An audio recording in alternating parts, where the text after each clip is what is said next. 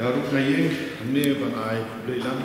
yupi dalam panggilan kemau ausna merajar sal mengenai job ningkong idam ya thymmai ada suatu bahan sukumen bahagian sauter berjob bila saja ceklik shuki bersantam kedua kedua yupi boleh naik jeng champagne jeng start penyanyi yang rekam nama disuruh kalau kerja koridor jangka nekaya yang jadi penjungi keberifai, but nangai dan kamshu but client yang nekaya but nangai scam, pi belajar sauter lalu experience bahan nangai lapan share beliau yang tahu nom yalam yang nekaya. De kumba berkhoi kila yakran undan mano ban yen persya epi kanehi kapedi ba berkhoi kita khot jong ne ke yen borok lai bomon ke don ke jingsnya api kadai ke kam ke bikia kadai ke kam ke ba ungsang adu kata dengan ngai kumbang ila ke jingsnya epi inyo ke jingsnya jok piru akne ke yen apa bang shongdor ba ni penia ikaye kumala karen shukmat kan no silia yeno dari baik berkandor kata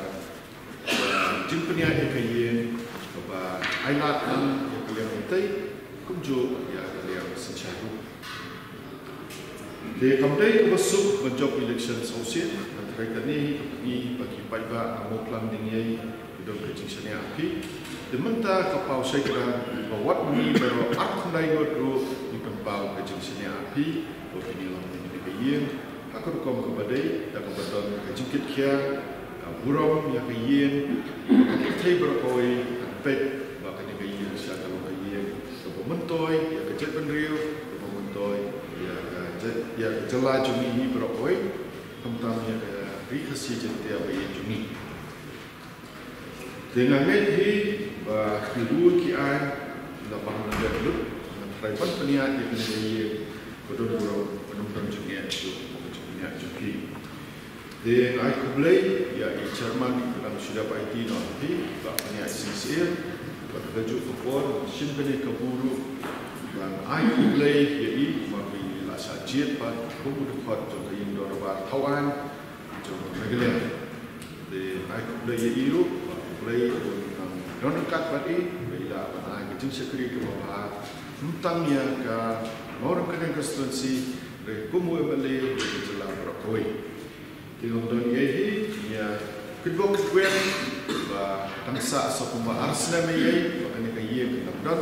dengan terakhir ini itu berdekut, nama mentah polis nem layu layut, dengan kaya ini haduh, bah bila man berdekut kaya haduh bah term jangka nekaya kamuano. Jadi kedua MP memang khot UP menteri minta tolong suruh khot menteri hak karena ada ulampang orang-orang. Boleh sebut boleh dekat tapi bagi kesan tapi berkaitan dengan konstitusi lima mana jin sekali kemudian kene kecil boleh buat nanga shimet banaga